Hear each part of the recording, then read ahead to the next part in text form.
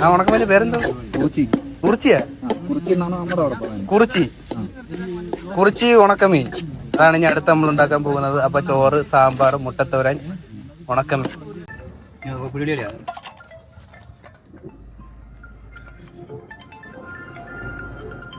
Okay.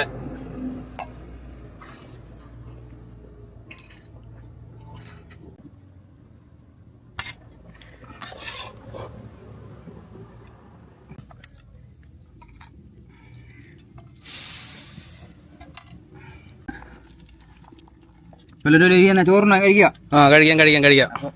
ഉഷാറായിക്കോട്ടെ. അടുത്ത ഓട്ടം തുടങ്ങാം. ചൂടുണ്ട? നല്ല ചൂടുണ്ട്.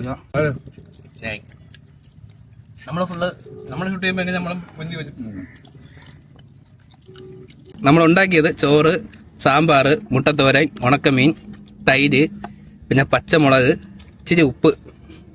അപ്പൊ ഇതൊക്കെയാണ് നമ്മുടെ ഇന്നത്തെ ഫുഡ്. എല്ലാരും ഹാപ്പി അല്ലേ? അത് ചൂടുണ്ട്.